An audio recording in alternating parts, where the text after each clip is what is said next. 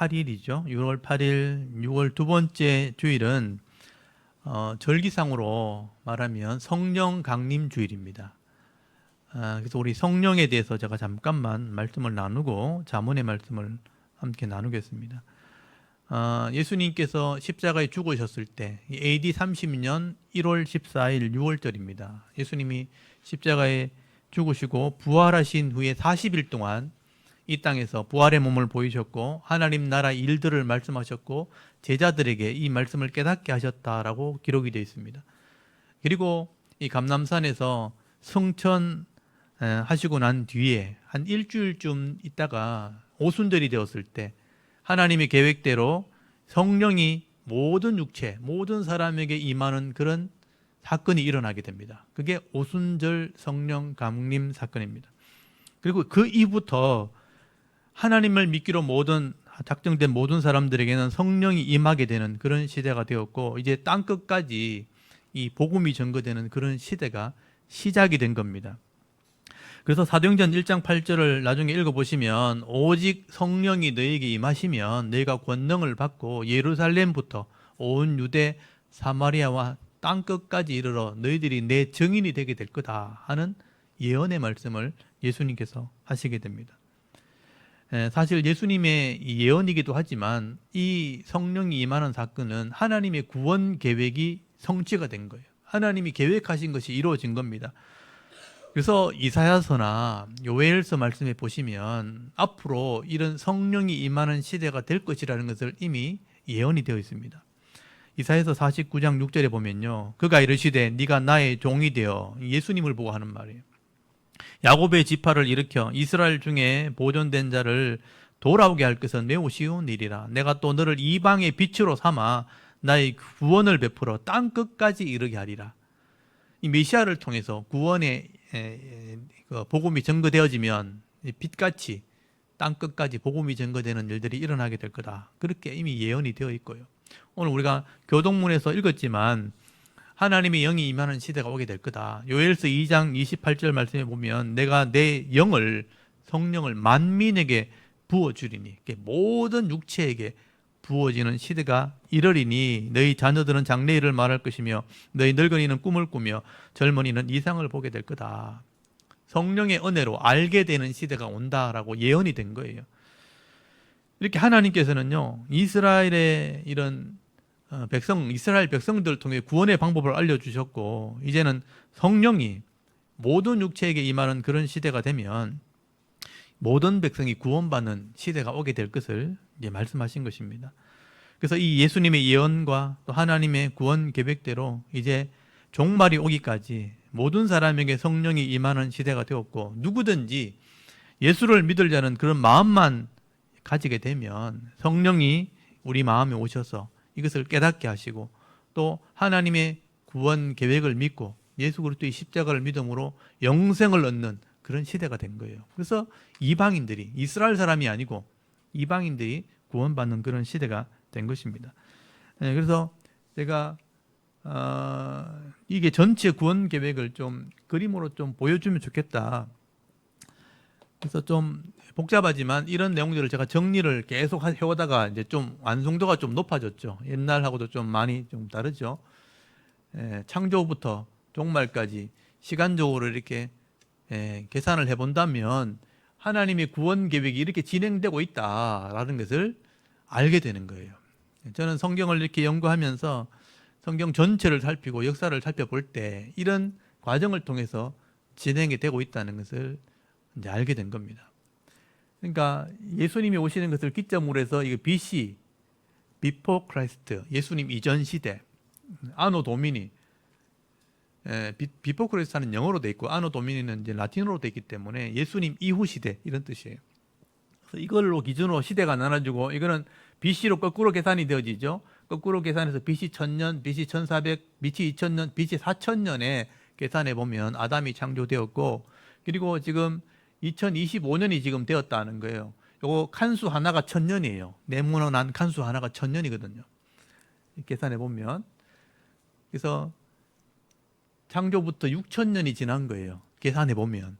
그러니까 이 인류의 역사라는 게 그렇게 길지 않아요. 지금 보면. 그러니까 지나온 역사를 볼 때 남은 것도 얼마 되지 않았다. 여기는 지금 정확하게 계산이 안 되기 때문에 이렇게 표시했지만 얼마 남지 않았다 하는 것을 이제 짐작하게 되는 거예요. 하나님께서 계획하신 것은 예수님이 오실 것을 계획했고 성령이 오실 것을 이미 계획했어요. 그래서 이 메시아가 오실 것을, 성령이 오실 것을 이미 다 예언을 해놨어요. 근데 그것이 이루어진 것을 성경을 읽어보면 확인할 수 있습니다. 확인할 수 있으니까 믿을 수 있는 거예요. 그래서 그것이 이루어졌다면 앞으로 되어질 일도 이루어질 수밖에 없다. 그걸 이제 예수님 이후에 성령이 오셔서 이때는 이스라엘을 언약했지만 이 뒤시대는 이방인들이 돌아오는 시대예요. 그래서 이방인들이 다 돌아오고 더 이상 돌아올 사람이 없으면 마지막으로 유대인이 마지막에 돌아와요. 그러면 다 돌아오는 거예요. 그러면 대상이 끝이 난다라고 성경은 예언을 하고 있는 겁니다. 그런 시대 가운데 성령이 오신 그 시점을 우리는 오순절 사건이라 그렇게 얘기하는 거예요. 그래서 이 십자가의 죽음 이후에 우리가 지난번에 우리 고난주간 지나고 부활주일 지났잖아요. 그리고 6월 둘째 주가 되면 이제 성령 강림 주일로 예배를 드리는 거예요. 근데 우리 보통 성도들은 잘 모르시기 때문에 제가 그렇게 절기가 지켜지고 있다는 것을 설명을 드리는 겁니다. 이렇게 성령이 오셨다는 것은 이제 이후 시대는 이방인들이 구원받는 시대, 복음이 땅 끝까지 전거되는 그런 시대인 것이죠. 그래서 우리가 이 하나님의 구원 계획을 인식을 했다면 우리가 성령의 은혜로 우리가 예수를 믿게 된 거예요. 우리가 성령의 은혜로 예수를 알게 되었고 깨닫게 되었고 믿게 된 겁니다. 그래서 하나님 말씀을 읽을 때마다 이것이 깨달아지는 은혜가 있는 시대가 바로 지금 이 시대예요.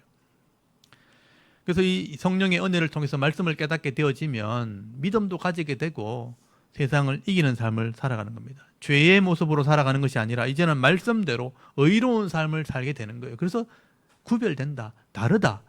그래서 어둠과 빛으로 구분하는 거예요. 빛같이 살아가는 사람이라. 그래서 우리가 마음만 먹으면 성령께서 말씀을 깨닫게 하셔서 의로운 삶을 살게 하시는 것입니다. 우리가 그런 마음으로 기도하며 나가면 성령께서 또 우리를 도우시는 은혜로 죄를 이기는 삶을 살아가는 시대가 바로 지금 이런 시대죠.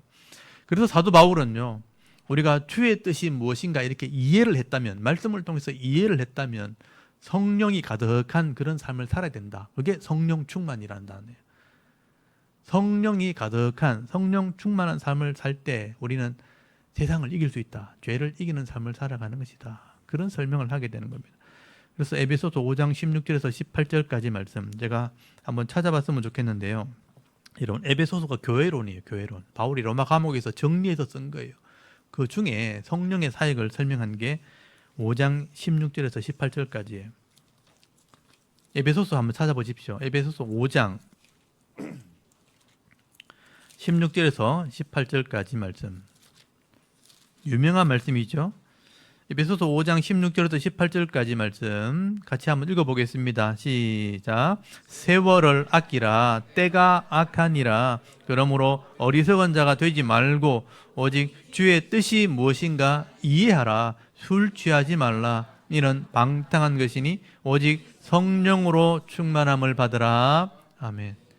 때가 악하다. 세상의 종말의 시대도. 여러분 지금 볼 때 때가 악해지는 것 같죠? 기준이 자꾸 더 모호해지고 무너지고 시스템도 무너지고 다 무너지고 옛날에 믿어왔던 것들이 다 무너지죠. 때가 점점 악해진다. 이 종말의 특징 중에 하나죠. 그때 어리석은 자가 되지 말라. 이 잠언의 말씀을 똑같은 말씀이에요. 어리석은 자가 되지 말고 주의 뜻이 무엇인가 이해하라고, 이해하라는 표현을 썼어요. 이걸 말씀을 이해해라. 그러면 성령의 충만함이 될 것이다. 세상에 취한 것이 아니고 이 술 취한 것으로 비유했지만 세상에 취한 것이 아니라 성령의 충만함을 받게 될 것이다. 그래야 세상을 이길 수 있다라고 말씀을 하게 되는 것입니다. 그러면 오늘도 우리가 이 성령 강림주의를 또 우리가 기억하면서 이 성령의 은혜를 사모해야 되는 거예요. 하나님 말씀을 성실하게 배워서 이 말씀대로 순종하는 삶을 살아야 돼요. 성령이 말씀을 깨닫게 하는 영이에요. 제가 이제 나중에 시간이 되면 이런 성령의 사역을 나중에 설명을 할 겁니다. 예수님께서 그렇게 말씀하셨어요. 성령이 오시면, 보혜사란 성령이 오시면 네 마음속에 하나님 말씀을 알게 하고 기억나게 하고 생각나게 할 것이다. 그래서 살게 할 거다 그랬어요. 그래서 이 성령의 은혜를 사모하면서 이 말씀을 잘 배우시면, 말씀의 양이 많아지면 깨닫는 은혜도 더 많아지는 거예요. 그래서 힘이 생기는 겁니다. 그래서 세상을 이기는 삶, 사탄의 이 권세를 이기는 삶, 내 속에 죄의 욕심을 이기는 삶을 살게 되는 겁니다. 오늘도 우리 대구 자랑교회 성도들이요, 이런 성령의 충만한 삶을 살아가겠대, 능력 있는 그리스도의 삶을 살아갈 수 있는 그런 신앙의 모습이 다 되실 수 있기를 간절히 소원합니다. 아멘. 그리고 오늘 읽었던 잠언의 말씀, 지혜의 말씀이죠. 함께 읽었던 잠언 16장에 있는 이 말씀을 통해서 또 하나님께서 주시는 은혜를 이 시간 함께 나누는 그런 은혜가 있기를 바랍니다. 여러분, 오늘 잠언 16장을 한번 펴놓으시기 바랍니다. 거기 잠언 16장 말씀에 보시면 다양한 이 지혜자의 모습을 솔로몬이 설명합니다. 근데 오늘 몇 가지 더 추가된 내용이 있는데 그게 뭐냐면 하나님의 주권에 대한 내용이에요. 하나님이 이 땅을 계획하시고 다스리시고 계시다 하는 내용을 자세히 설명을 하고 있습니다. 그래서 1절 말씀 한번 보십시오. 그 부분을 여러분 좀 잘 체크하시면 좋겠어요. 1절에 보시면 마음의 경영은 사람에게 있어도 이것에 대한 응답, 말의 응답은 여호와께로부터 나오느니라 라고 말씀을 합니다. 여러분, 사람이요 자기 경험과 지혜로 인생을 이렇게 설계를 하고 계획을 이렇게 세우지만 그것이 하나님의 뜻과 관계가 없이 욕심으로 되어진 것이라면 하나님이 응답하시지 않는다는 거예요. 이게 솔로몬 지혜자의 말입니다. 그래서 그의 말과 기도 응답은 하나님께로부터 나오는 것이다. 그렇기 때문에 우리가 어떤 인생을 이렇게 설계할 때, 인생을 계획할 때 우리 인생의 주인 되시는 하나님께 먼저 물어보고, 그리고 그 하나님의 뜻을 따라 계획을 세우는 것이 바로 지혜자라는 것을 말씀하게 되는 겁니다. 그래서 여러분 3절 한번 보십시오. 너의 행사, 모든 일이라는 뜻이에요. 모든 일을 여호와께 맡기라. 그리하면 네가 경영하는 것이 이루어지리라 라고 말씀을 합니다. 맡기라. 근데 이게 쉽지 않아요. 이게 믿음이에요. 9절 한번 보십시오. 사람이 마음으로 자기의 길을 계획할지라도 그 걸음을 인도하시는 이는 여호와시니라 라고 말씀을 합니다. 여러분, 사람이 욕심으로 많은 계획을 세우지만 그게 다 이루어집니까? 인생이 다 내 마음대로 되지 않습니다. 오랫동안 살아오신 분이라면 더 잘하실 겁니다. 인생이 참 내 뜻대로 되는 게 아니구나 하는 걸 아실 거예요. 그러므로 여러분, 우리 행사, 우리가 하는 모든 일들을 하나님께 맡기게 될 때 하나님께서 우리를 너무 잘하신다, 더 잘하신다. 왜냐하면 이 땅에 보내신 분이 하나님이에요. 우리를 설계하신 분이 하나님이에요. 그러니까 아까 이렇게 표를 보여드렸잖아요. 인생 전체, 역사 전체를 설계하신 분이 하나님이에요. 프로그래밍, 모든 것을 계획하신 분이 하나님이에요. 그 속에 우리 인생을 계획하신 분이 하나님이에요. 그러니까 우리를 너무 잘하시기 때문에 우리에게 가장 적합한 것으로, 가장 좋은 것으로 우리에게 인도하실 수 있는 분이 하나님이에요. 그것을 믿는 것을 하나님 주권이라 그러는 거예요. 성경에서 말하는 거죠. 그래서 이걸 따라가는 것을 성경은 내려놓음이라 보통 그렇게 표현해요. 또는 헌신한다. 내가 하나님께 맡긴다. 드린다. 헌신해야 된다. 늘 그렇게 얘기하잖아요. 헌신, 내 몸을 드린다 이런 뜻인데 사실은 하나님께 다 맡긴다. 100% 신뢰한다. 그게 믿음이라는 것입니다. 이렇게 하나님께 모든 것을 맡기고 헌신하는 것이 성경에 기록은 되어 있는데 실제 삶 속에서는 쉽지 않죠. 그러니까 쉽지 않으니까 진짜 복을 받는 사람이 많지 않다고 저는 생각하는 거예요. 그런데 그렇게 하면 하나님이 주시는 은혜가 있어요. 그렇게 할 수만 있다면 진짜 하나님이 평안을 주셔요. 그러니까 다 맡겼으니까 안전한 거죠. 편안을 누리게 하시고 또 하나님께서 인도하시는 은혜를 경험하게 되는 것입니다. 그래서 여러분 4절을 한번 보시면요, 하나님께서는 이 믿음의 사람뿐 아니라 이런 악인들까지도 경영하신다고 기록되어 있어요. 여러분 4절 한번 보십시오. 여호와께서 온갖 것을 그 쓰임에 적당하게 지으셨나니 악인도 악한 날에 적당하게 하셨느니라. 우리는 보통 악인은 자기 몸대로 사는 줄 알죠. 그렇지 않아요. 악인도, 사탄도, 심지어 사탄도 하나님의 다스림 안에 있어요. 적당하게 하셨다. 하나님께서 이 세상에 있는 악한 사람들 그냥 내버려 두는 같이 보이지만 아니라는 겁니다. 역사를 보면 그건 알 수 있어요. 악한 사람들은요, 악한 도구로 사용하십니다. 주로 이제 성경을 읽어보면, 역사를 살펴보면 더 악한 사람을 심판하는 사람을 악한 사람을 씁니다. 하나님이 의로운 사람을 통해서 악인을 심판할 때도 있지만 악한 사람은 워낙 악하고 이게 뭐랄까요? 마음이 너무나 강팍하기 때문에 더 악한 사람이 심판을 하는 거예요. 그래서 악한 사람은 더 악한 사람이 심판하는 도구로 쓰세요. 그래서 함께 망하게 하는 것이 하나님의 방법이에요. 그리고 때로는 악한 사람을 또 다른 도구로 쓸 때는요, 의로운 사람, 하나님의 일꾼들, 주로 준비된 일꾼을 단련시키는 도구로 써요. 일부러 악을 통해서 그걸 견디게 하셔서 하나님이 단련하는 도구로 악한 사람을 쓰시고 악인들을 심판하는 겁니다. 근데 중요한 것은요, 하나님께서 이런 악한 자들을 악의 도구로 쓰시지만 그 악한 자를 심판하고 죽게 하는 걸 원하지 않아요. 이런 악인들이라도 하나님이 좀 돌이켰으면 좋겠다. 악의 도구로 쓰긴 하지만 마음은 뭐냐면 돌아왔으면 좋겠다. 죄인들이 깨닫고 회개했으면 좋겠다라는 마음이 있는 거예요. 이것도 우리가 좀 살필 줄 알아야 돼요. 제가 이제 성경을 이해하고 인생을 이해할 때 이런 부분이 성경에 기록되어 있는데 이걸 캐치하는 게 쉽지 않거든요. 지난주 수요일 날 제가 설교할 때 에스겔서 18장을 설교했어요. 거기 보면 하나님이 악인들을 죽는 것을 절대 기뻐하지 않는다는 하나님 마음을 잠깐 비추는 내용이 나와요. 여러분 한번 찾아보실래요? 에스겔서 18장을 한번 찾아보십시오. 이런 부분을 통해서 하나님의 마음을 우리가 좀 캐치를 해야 되는 겁니다. 구약성경 1175페이지 에스겔서 18장, 잘 모르시는 분은 어려운 성경일 수 있지만 알고 나면 이게 굉장히 쉽습니다. 근데 이 내용 중에 이런 내용이 나와요. 에스겔서 18장 21절, 18장이 전체가 뭐냐 하면 이스라엘 백성들이 하나님 불평하는 내용을 설명하는 내용이에요. 근데 그 중에 이런 내용이 나옵니다. 18장 21절에서 23절까지를 한번 읽어볼까요? 21절부터 23절까지 말씀을 한번 읽어보겠습니다. 시작. 그러나 악인이 만일 그가 행한 모든 죄에서 돌이켜 떠나 내 모든 율례를 지키고 정의와 공의를 행하면 반드시 살고 죽지 아니할 것이라. 그 범죄한 것이 하나도 기억함이 되지 아니하리니 그가 행한 공의로 살리라. 주 여호와의 말씀이니라. 내가 어찌 악인이 죽는 것을 조금인들 기뻐하랴. 그가 돌이켜 그 길에서 떠나 사는 것을 어찌 기뻐하지 아니하겠느냐. 아멘. 하나님 마음이 보여야 됩니다. 여기서 이스라엘 백성들이 우리가 죄를 지어서 우리 아버지 죄를 지어서 내가 죽게 생겼다 하면서 계속 악을 행한다는 거예요. 악한 대로 자꾸 살지 말고 하나님 마음을 깨달았으면 좀 악에서 돌이키라. 살기를 내가 원한다. 이렇게 설득하는 장면입니다. 여러분, 악인인들 내가 죽는 것을 기뻐하겠느냐. 그가 깨닫고 공의와 정의, 바로 많이 들었던 말씀이죠. 말씀을 깨닫고 이 말씀을 행하면 반드시 살게 된다. 그 죄는 내가 기억하지 않겠다. 약속이 돼 있잖아요.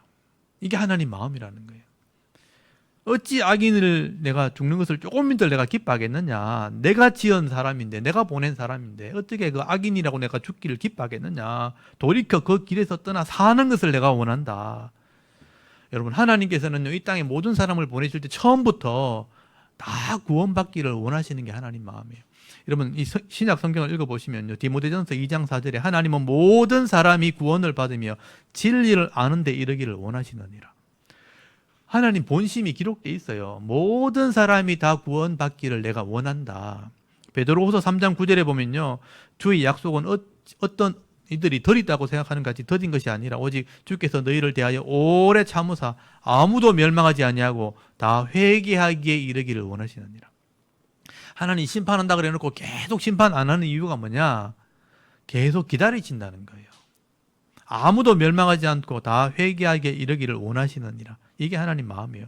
근데 사람들이 어리석게 자기 욕심을 이기지를 못하는 거예요. 욕심을 이기지 못하고 죄와 악이 자기 눈을, 영적인 눈을 가려버리니까 하나님도 무시하고 말씀도 배우지 않고 죄의 길을 그냥 끝까지 가버리는 거예요. 그래서 하나님은 어쩔 수 없이 악인의 도구로 쓰시긴 하지만 구원받았으면 좋겠는데 계속 가니까 어쩔 수 없이 공의로 심판할 수밖에 없는 거예요. 그래서 악인을 심판한다라고 말씀하는 거예요. 그러므로 성도들은요, 이런 하나님 마음을 좀 아셔야 되는 거예요. 그래서 하나님의 마음을 가지려고 애를 쓰는 거예요. 오늘 잠언을 다시 돌아오면 잠언 16장 20절 한번 보십시오. 삼가 말씀에 주의하는 자는, 성도를 말하죠, 좋은 것을 얻나니 여호와를 의뢰하는 자, 믿는다는 거예요. 맡긴다는 거예요. 의뢰하는 자는 복이 있느니라 라고 말씀하죠.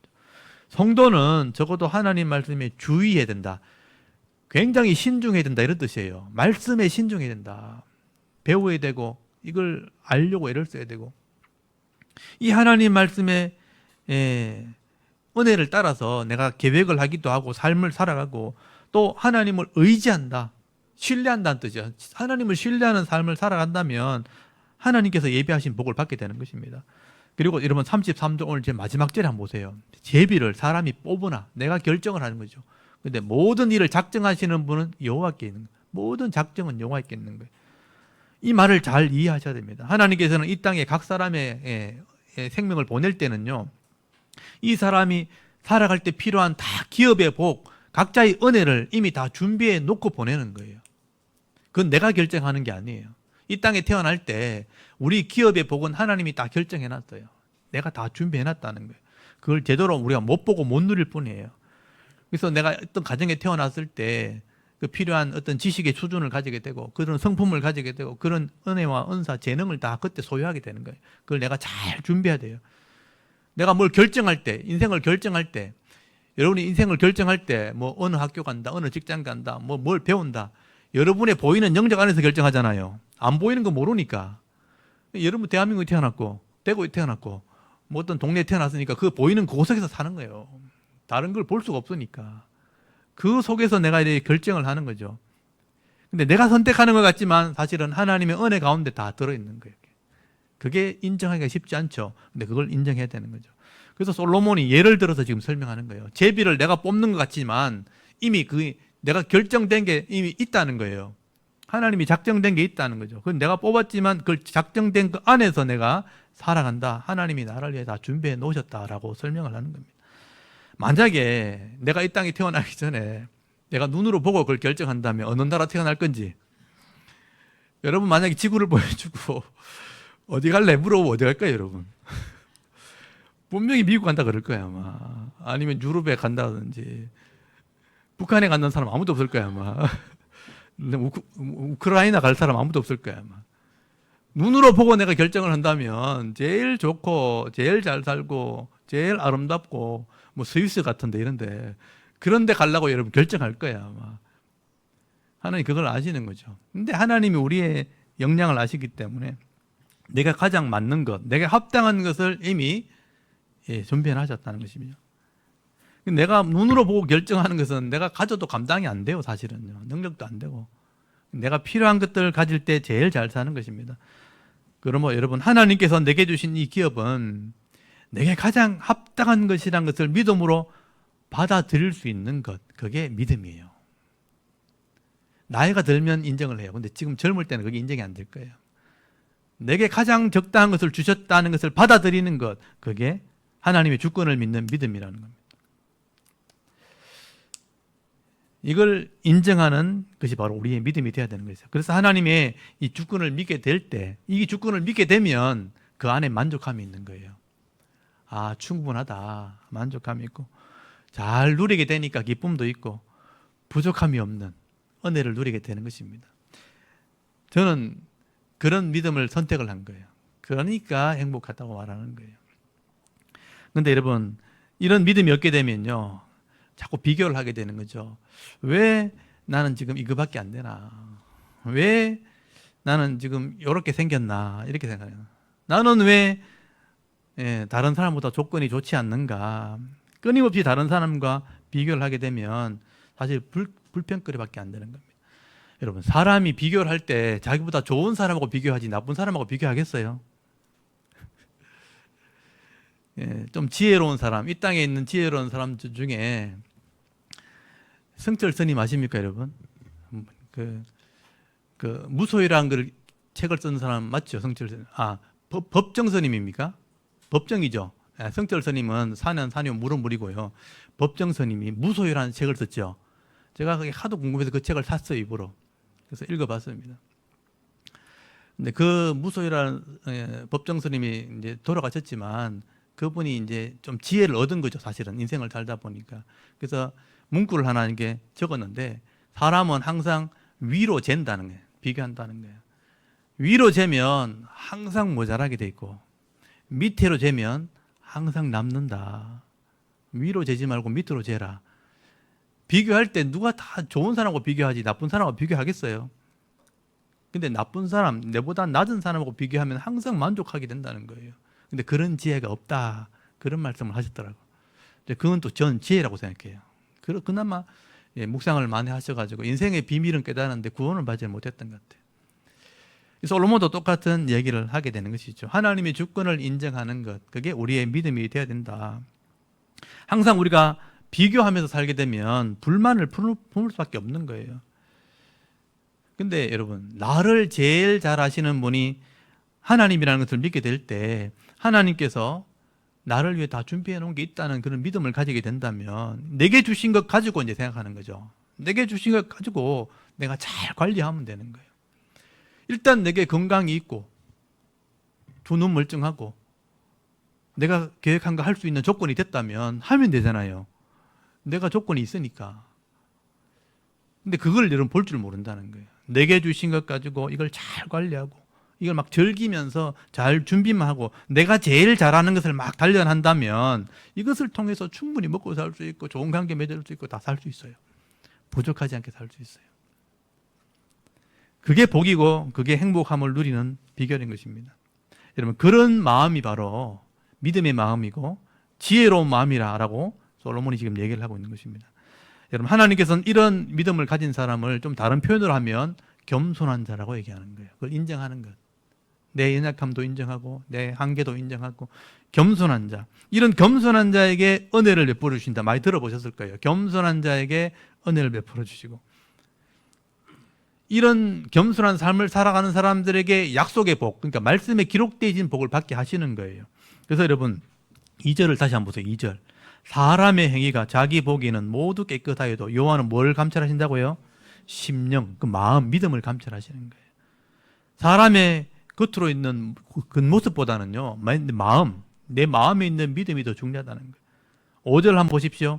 무릇 마음이 교만한 자를 여호와께서 미워하시나니 피차 손을 잡을지라도 벌을 면하지 못하리라. 마음이 교만한 자는 뭐냐면 하나님의 뜻을 거절하는 거예요. 내가 잘하니까, 내가 최고니까. 하나님의 뜻을 거절하게 되면 하나님의 징계를 받을 수밖에 없어요. 그런 사람들에게 손을 잡아본들 벌을 면할 수밖에 없어요.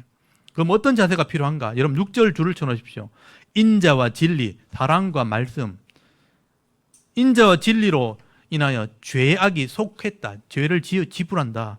여호와를 경외함으로 말미암아 악에서 떠나게 되느니라. 이런 사람이 하나님이 원하는 사람이에요. 인자, 하나님의 사랑, 헤세드, 진리, 에무나, 아멘, 변하지 않는 것. 이 하나님 말씀으로 죄를 떠나게 되면 또 여호와를 경외함으로 순종하게 되면 이런 사람이 은혜를 얻게 되는, 이런 자세가 필요하다는 거예요. 그러면 이렇게 하나님을 경외함으로 하나님을 인정하는 삶을 살 때 어떤 복을 받게 되는가? 여러분 7절 한번 보십시오. 사람의 행위가 여호와를 기쁘시게 하면 그 사람의 원수라도 그와 더불어 화목하게 하시느니라. 엄청난 복을 주신다는 거예요. 샬롬의 복이랑 샬롬의 복. 여기 보면 화목을 한다. 화목이란 말은 샬롬이란 말이에요. 샬롬. 화목을 누린다. 평안을 누린다. 여러분 하나님 말씀대로 우리가 순종할 때 하나님께서 내 원수가 뭐냐 하면 나를 미워하는 자란 뜻이에요. 나를 미워하는 자가 없을 수가 없어요. 이 세상에 살면요. 항상 그런 사람이 생겨요. 다 다르기 때문에. 불신자는 그런 마음을 가지고 있기 때문에. 근데 하나님 말씀을 순종하게 되면 나를 미워하는 사람이라 할지라도 화목하게 하신다는 거예요. 화평의 복, 샬롬의 복을 누리게 하신다. 저는 이 말씀을 마음에 진짜 막 새겼어요. 그래서 왜냐하면 직장 생활을 한다든지 또는 이제 제가 우리 교회 사역자가 돼도 그런 사람이 늘 있으니까 막 너무 힘든 거예요. 다툼이 생기고 막 오해가 생기고 아무리 잘하려고 하는데 나는 오해가 생기는 오해를 해버리니까 방법이 없는 거예요. 다투게 되고 갈라서게 되고 막 이런 일이 막 벌어지게 되는 거예요. 근데 그걸 내가 풀려고 막 하니까 안 돼. 절대 안 돼. 이해가 안 되는 거예요. 생각이 다르니까. 사람들이 관계하는 게 얼마나 힘들지 몰라요. 몸으로 하는 건 하면 돼요. 근데 사람이 정신적으로 고통을 받으면요 너무너무 힘든 거예요. 내 힘으로 안 돼. 아무리 설명해도 안 돼. 이렇게 해서 되는 게 아니구나. 그래서 하나님께 맡기고 하나님 말씀대로 내가 성실하게 이제 의로운 자의 편에 서자, 정직한 자의 편에 서자, 진리의 편에 서자 하고 그 말씀대로 순종을 하니까 하나님이 그 마음을 풀어주시는 거예요. 여러분, 내가 말씀대로 살아가는 삶을 사람들에게 보여주면요 하나님께서 그 사람들의 마음에 부드러운 마음을 넣어주는 거예요. 그래서 이해가 되게 해버리니까 끝나는 거예요. 화목의 복을 받게 되는 것입니다. 말씀대로 순종하면 하나님이 화평의 복, 평화의 복을 누리게 하신다라고 말씀하는 거예요. 물론 이것만 해서 다 되는 건 아니에요. 근데 이런 은혜가 있는 거예요. 이걸 은혜를 잃어버리면 안 되는 거죠. 그리고 그러면 10절에 보시면요, 이 지도자들, 왕이 가져야 될 자세에 대해서 말씀을 합니다. 우리나라의 지도자들이 이런 마음을 가지도록 여러분 기도하셔야 됩니다. 여러분 10절 한번 보십시오. 하나님의 말씀이 왕의 입술에 있은 즉 재판할 때 그 입이 그르치지 아니하니 잘못되게 하지 않는다라고 말씀하죠. 여러분 이 나라의 법 중에, 세상의 법 중에 최고의 법이 뭐냐면 하나님 말씀이에요. 말씀에서 법이 다 나왔어요. 그러니까 사람을 존중히 여기는, 생명을 소중히 여기는 것에 대해서 이걸 보호하기 위해서 법이 나온 거예요. 그래서 모든 율법이 다 레위기에서 다 나오는 거예요. 네 이웃을 네 몸처럼 사랑하는 법에서부터 다 나온 거예요. 약자를 보호하는 것이 법이죠, 사실은. 그래서 이 땅을 다스리는, 행정적으로나 법적으로 다스리는 대통령이나 또는 법을 만드는 기관이 국회의원들이죠. 지도자들이나 그걸 또 법을 판결하고 조사하는 것이 이 법을 다스리는 기관이죠. 이런 재판관들, 검찰들이죠. 이런 기관들이 하나님 말씀대로 공의롭게 판단하도록 여러분 기도하셔야 됩니다. 이게 잘못되기 시작하면요, 신뢰가 무너지면 다 무너집니다. 그래서 이런 지도자들이 하나님의 말씀이 그 입술에 있도록, 그래서 이런 재판을 할 때 그르치지 않게 된다, 그런 나라가 되도록 여러분 기도하셔야 돼요. 억울한 일이 생기지 않는 겁니다. 여러분 우리나라를 다스리는 지도자들의 입에 하나님 말씀이 있도록 여러분 기도할 수 있기를 바랍니다. 그래야 이 나라가 세워집니다. 여러분 11절 한번 보십시오. 공평한 저울, 접시 저울 하나님의 것이요 주머니 속의 저울도 다 그가 지으신 것이라. 그러니까 공평한 저울이, 접시 저울은 뭐냐면 물건을 달 때 기준을 세우는 그 변하지 않는 기준이에요. 이게 저울이 추예요, 추. 주머니 속에 있는 거는 속이는 추예요. 근데 그것까지 다 하나님이 만드신 거예요. 근데 하나님께서 왕들이나 재판관들이나 또 장사하는 사람들에게 이런 권한을 줘가지고 공정하게 사용할 수 있도록 청지기 사명을 주신 거예요. 근데 그 청지기 사명을 잘 감당할 때 모든 것이 공평하게 이루어지고 불행이 없어지는 것입니다. 근데 여러분 자기 욕심 때문에 이거를 속이고 감추게 되면 하나님이 도리어 그 사람을 저울에 달아버리는 거예요. 하나님의 저울을 속이면 하나님이 그들을 저울에 달아버리는 거죠. 그래서 역사에 보면요, 하나님이 우리를 달아보신다고 되어 있어요. 하나님이 세상에 권력을 줄 때 이 모든 권력은 하나님께 나오는 겁니다. 그냥 아무 때나 주는 게 아니에요. 준비되고 권력이 행사할 만큼 준비된 사람이기 때문에 주는데, 이 권력을 줄 때는 사명이 반드시 있어요. 그 사명 감당하지 않으면 하나님이 저울에 달아봐요. 그래서 모자라면 심판한다. 그게 다니엘서의 기록이 되어 있어요. 여러분 그 제국 시대가 시작됐을 때 왕들이 나라를 막 점령하기 시작할 때 신바벨로니아 제국이 제일 먼저 나라를 점령합니다. 그때 하나님이 왕들에게 권력을 줘가지고 나라를 다스리게 해요. 근데 그 왕들에게 권한을 줬는데 이 믿음이 달아보니까 하나님이 안 되는 거예요. 근데 이 신바벨로니아 제국의 제일 마지막 왕이 누구냐 하면 벨사살 왕입니다. 느부갓네살 왕부터 시작해가지고 왕이 쭉 86년 동안 왕이 내려가는데 마지막이 벨사살 왕인데, 하나님이 벨사살 왕이 하나님을 제대로 섬기지 않고 하나님 섬기는 그 기명들, 하나님의 예배 때 쓰는 기명들 가지고 술을 퍼마시고 우상의 신들을 막 찬양하고 이럴 때 하나님 너무 화가 나가지고 벽에다가 손가락이 나타나는 글자를 막 쓰는 표적을 일으켜요. 술을 먹다 놀래가지고 글자가 나타났는데 무슨 글자인지 못 알아먹어요. 다니엘을 불러가지고 히브리 말이거든요. 글자를 해석해달라 그러죠. 근데 다니엘이 와서 글자를 읽어보니까 메네 데겔 우바르신이라 그렇게 됐어요. 하나님의 저울에 달아서 모자라서 나눠지게 될 거다, 이런 뜻이에요. 권한을 줬는데 하나님의 저울에 달아보니까 모자라게 됐다. 그래서 너희는 나눠지게 될 거다. 그리고 나서 이 벨사살 왕이 BC 539년에 페르시아에 고레스가 일어나면서 그 바벨론 성을 무너뜨리고 이 벨사살을 심판하게 됩니다. 하나님의 뜻이 이루어지게 되죠. 여러분 하나님께서 주시는 이 사명, 이게 제대로 감당하지 않으면 하나님이 그걸 믿음을 달아보시는 거예요. 그래서 여러분 사무엘상 2장 3절에 보면 사무엘의 어머니 한나라는 여인이 있어요. 시대가 망해갈 때 하나님이 아들을 달라고 기도했거든요. 그 아들을 하나님 주실 때 이런 신앙 고백을 하게 돼요. 심히 교만한 말을 다시 하지 말 것이며 오만한 말을 너희 입에 내지 말지어다. 여호와는 지식의 하나님이시라. 우리의 행동을 달아보시느니라. 우리의 행동을 달아보시고 복을 주시기도 하고 응답해 주시기도 하는 하나님이라고 신앙 고백을 하게 되는 거예요. 하나님께서 이 한나의 믿음을 보시고 달아보시고 또 그 삶을 보시고 한나의 기도를 들어 사무엘이라는 아들을 주신 거예요. 기도에서 얻은 아들 샤마엘. 하나님이 내 소리 들어서 아들을 주셨다. 그래서 사무엘이라고 이름을 지은 거예요. 그 사무엘이 시대를 변화시키는 일들을 하는 것을 보게 됩니다. 하나님은 우리의 행동을 달아보시는 하나님이라 우리가 속이면 하나님이 우리를 달아보시는 거예요. 그래서 반드시 심판하십니다. 그리고 여러분 12절 한번 보십시오. 왕의 사명이 나오죠. 악을 행하는 것을 왕들이 미워할 바니 그랬죠. 악을 심판하는 것을 왕이 하는 일이죠. 이는 그 보좌가 공의로 말미암아 굳겠습니다. 공의로 하나님이 세우셨기 때문에 악을 심판하는 일을 해야 된다. 근데 악으로 보좌를 세운다? 반드시 망합니다, 여러분. 왕은 악을 심판하고 그래서 권력을 가진 거예요. 그 권력, 폭력을 내가 마음대로 행하면 그건 조폭이 되지만 공권력으로 행하면 그 나라의 권력이 되는 거예요. 그 권력을 나라에 하나님 주신 거예요. 왕이 그걸 다스리게 되는 거죠. 근데 악을 위해서만 사용하도록 되어 있는 거죠. 그리고 공의로 그 악을 재판할 때 하나님이 그 나라를 세워주신다라고 말씀하는 것이죠. 그래서 약한 자를 보호하는 것이 왕이 해야 될 일입니다. 그리고 13절 한번 보십시오. 의로운 입술은 왕들이 기뻐하는 것이요 정직하게 말하는 자는 그들의 사랑을 입느니라 라고 말하죠. 왕이 잘못된 길을 갈 때 바른 말을 할 줄 알아야 되고요. 정직한 말을 하는 사람을 왕이 사랑하게 된다는 거예요. 왕의 주위에 있는 사람들을 위해서 기도하셔야 돼요. 권력자들 옆에 있는 사람들이요, 아부하거나 자기 이익을 위해서 부정을 감추면 안 되죠. 바른 말을 할 줄 알아야 됩니다. 그래야 사랑을 입게 되고 나라가 세워집니다. 여러분 14절 한번 보십시오. 왕의 진노는 죽음의 사자들과 같아도 지혜로운 사람은 그것을 쉬게 하느니라. 왕의 희색은 생명을 뜻하나니 그의 은택이 늦은 비를 내리는 구름과 같으니라. 이 왕의 권력을 얘기하는 거예요. 왕이 예전에는 왕이 진노하면 사람을 막 마음대로 죽였어요. 그래서 자기도 심판을 받는 거죠. 근데 왕이 즐거우면 생명을 누리게 됩니다.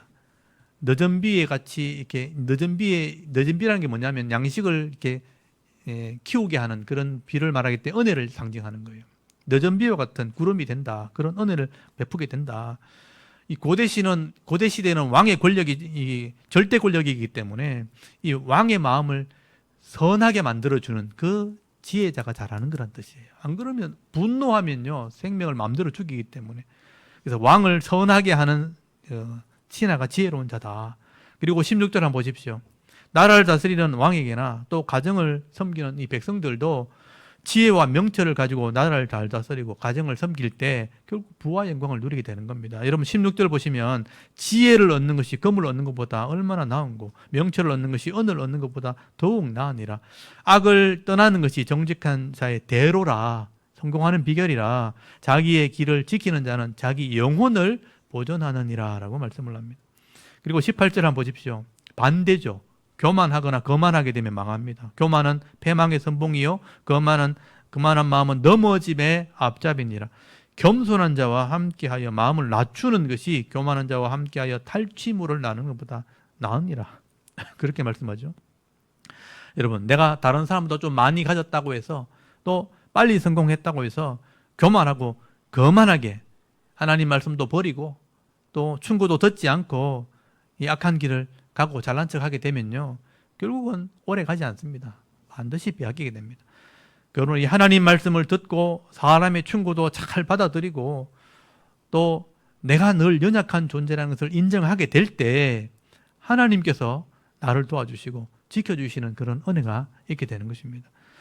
그래서 솔로몬은 이 마지막 부분에 보시면요 지혜자와 명철한 자가 어떤 사람들인가 소개를 하게 되는데요 20절부터 여러분 잘 보시기 바랍니다. 20절에 보면요 삼가 말씀에 주의하는 자 여기서 줄을 쳐놓으시고 좋은 것을 얻나니 여호와를 의지하는 자는 복이 있다. 여기 말씀에 주의하는 자 하나님을 의지하는 자 이 사람이 결국 지혜로운 사람이에요. 이 사람이 지혜로운 사람이고 명철한 사람이라. 21절 보십시오. 마음이 지혜로운 자는 명철하다 일컬음을 받고 입이 선한 자는 남의 학식을 다하느니라. 마음이 지혜로운 자, 입이 선한 자. 그리고 22절에 명철한 자에게는 그의 명철이 생명의 샘이 되거니와 미련한 자에게는 그 미련한 것이 징계가 되느니라. 23절을 보십시오. 지혜로운 자의 마음은 그 입을 슬기롭게 하고 또 그의 입술에 지식을 더하느니라. 여기 지혜로운 자, 입술이 좋은 자, 이면 좋은 말을 하는 사람. 좋은 말을 하는 사람. 24절 보십시오. 선한 말, 좋은 말은 꿀송이 같다는 건 기쁨을 준다. 기쁨을 주고 마음에 달고 뼈에도 양약이 된다. 회복시킨다. 이 양약이 된다는 건 치료란다. 치료. 말이 사람의 뼈를 치료한다. 뼈는 내 속에 있는 거잖아요. 피를 치료한다. 이 뼈에서 피가 나거든요. 피가. 그 뼈 속에 있는 곳에서 피가 형성이 되어서 간으로 모여서 심장으로 들어갑니다. 그래서 한 바퀴 돌고 다시 콩팥으로 흘러나오거든요. 그래서 뼈에서부터 사실 피가 나와요. 피가 생명이고 생명. 그래서 좋은 말이 내 뼈에서 생명을 얻게 하는 겁니다. 좋은 말. 선한 말, 지혜로운 말. 이게 지혜자의 말이라는 것입니다. 그러나 지혜롭지 못한 사람은요, 어리석은 삶을 살게 되죠. 그래서 25절부터 거기 30절까지는 반대의 삶입니다. 지혜와 명철이 없는 이 세상 사람들의 이 어리석은 삶, 이 사망의 길을 가는 사람들을 소개하게 됩니다. 여러분 25절 한번 보십시오. 어떤 길은 사람 보기 바르나 필경은 사망의 길이 있다 그러죠. 사망의 길을 가는 사람이 있어요. 이게 이제 하나님 없이 사람들끼리 살아가는 그 길. 이게 어떻게 보면 자기들끼리 바르게 보이지만 하나님 보실 때는요, 사망의 길, 죽음의 길이죠. 여러분, 이 말은 다른 말로 하면 세상 사람들끼리는 이런 죽음을 이길 수 없다는 거예요. 스스로 구원을 얻을 수 없는 겁니다. 그래서 26절 한번 보십시오. 고되게 일하는 자는 식욕이란 말을 동그라미 좀 주시고, 식욕으로 말미암아 애쓰니 이는 그의 입이 자기를 독촉함이라 라고 말씀하죠. 이것도 번역이 좀 어렵게 돼 있는 분위기를 좀 아셔야 되는데요. 이게 입이 자기를 독촉한다는 말은 허기가 져서 먹기 위해서 막 일하게 된다라는 뜻이에요. 입이 독촉한다. 먹을 것이 없으니까 일하게 된다. 사람이 지혜롭게 이 미래를 준비하고 막 열심히 자기 사명을 가지고 일하는 것이 아니고 욕심, 식욕으로 말미암아 자기 욕심을 위해서 어쩔 수 없이 일하는 인생이 될 수밖에 없다. 내가 오늘 뭐 이렇게 뭐 해야지, 좋은 차 사야지, 좋은 집 얻어야지, 그거 하려면 내가 일해야 되네. 또 뭐 돈을 얼마 모아야 되는데 일해야 되네. 욕심을 채우려고 억지로 일하는 인생이 있다는 거예요. 그게 세상 사람들이에요. 내가 뭘 목표를 세워놓고 이거 해야 되는, 이거 하려면 또 내가 일해야 되네. 그래서 억지로 막 일을 해나가는 거죠. 그래서 이런 인생은요, 진정한 기쁨이 없어요. 만족함도 없는 거예요. 그냥 남들이 사니까 나도 사야지. 남들이 저런 집 사네. 남들이 저런 차 사네. 나도 저거 사야지. 일해야 되겠네. 또 일하는 거죠. 열심히 공부해야 되겠네. 공부하고. 그렇게 살아가니까 만족함이 없어요. 미련한 사람이라는 거예요. 그리고 27절 한번 보십시오. 불량한 자는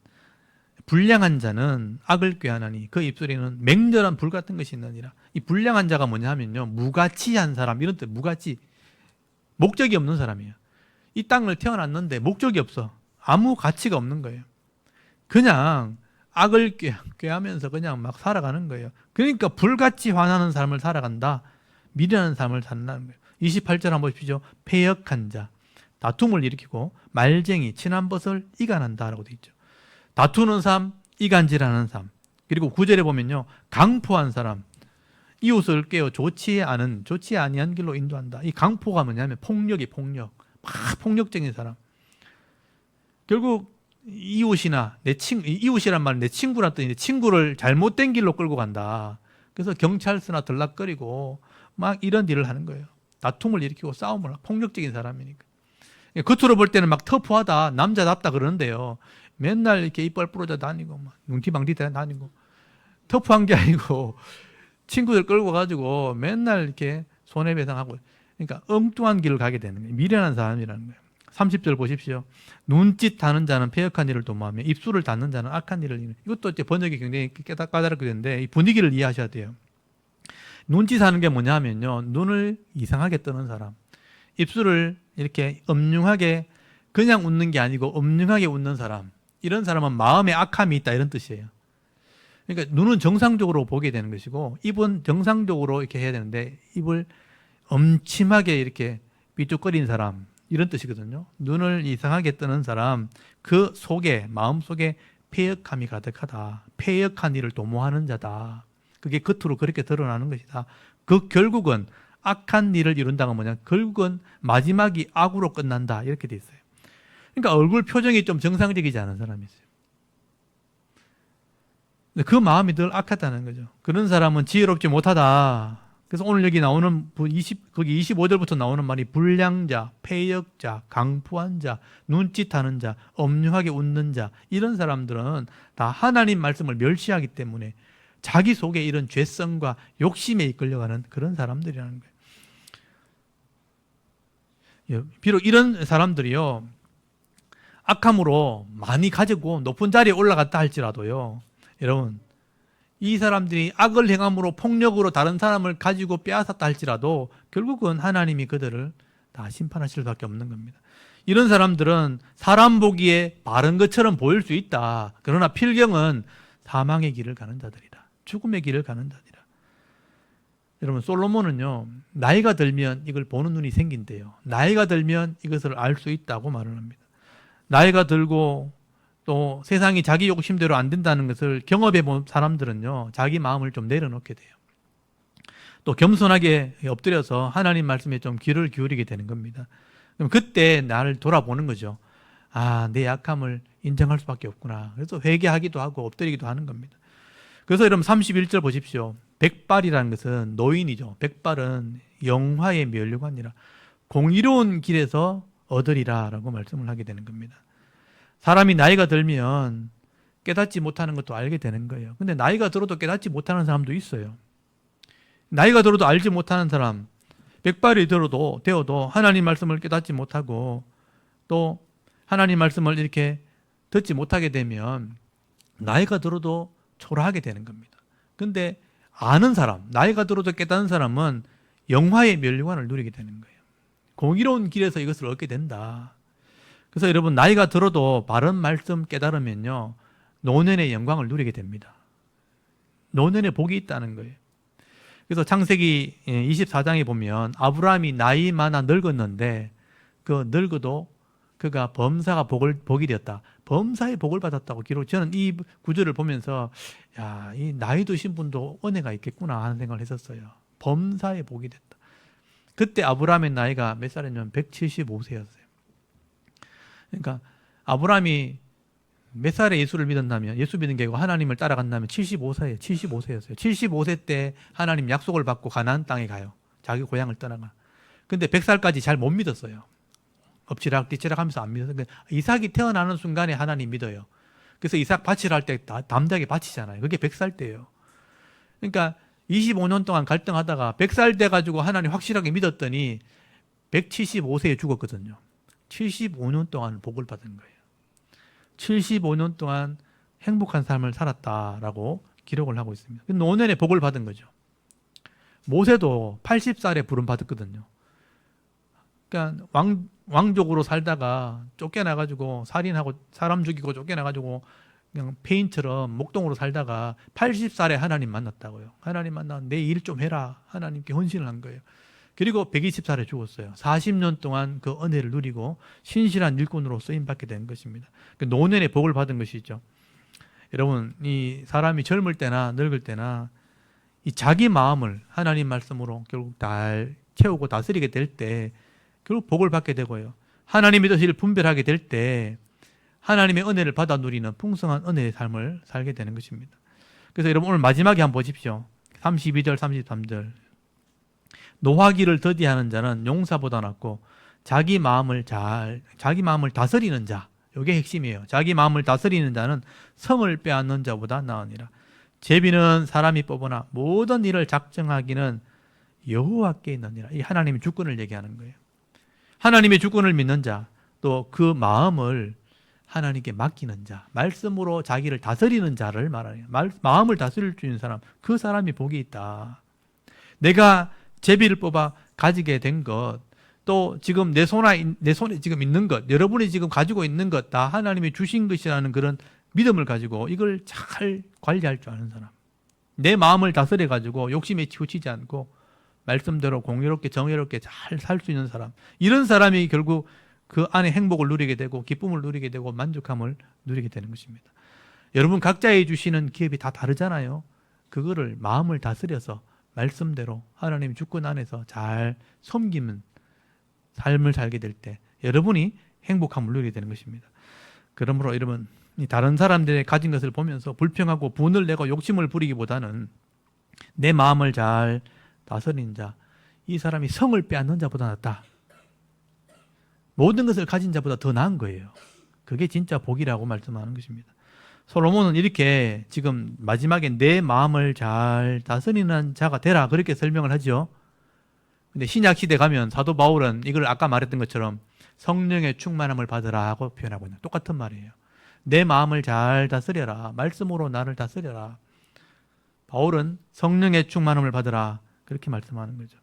그러면 성령께서 주시는 지혜와 이 명철함으로 내 욕심을 이기게 되는 거예요. 내 자아, 욕심을 이기고 죄를 이기고 사탄의 유혹, 욕심도 이기게 될 때 승리의 삶을 살게 되어지는 것입니다.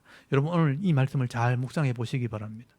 잠언 16장에 기록된 이 지혜의 말씀들을 깊이 묵상하는 중에 성령의 충만함을 받아서 내게 주시는 이 분복을 받아 누리면서 하나님께서 주시는 이 선한 말을 하고 정직한 삶을 살아갈 때 늘 죄와 싸워서 이기는 삶, 또 승리하는 삶을 살아갈 수 있는 저와 여러분의 이런 영적인 삶의 모습이 되실 수 있기를 주의 이름으로 축원합니다. 아멘. 우리 잠깐 기도드리겠습니다. 하나님 오늘도 하나님 앞에 나와 예배하게 하시고 이 잠언의 말씀을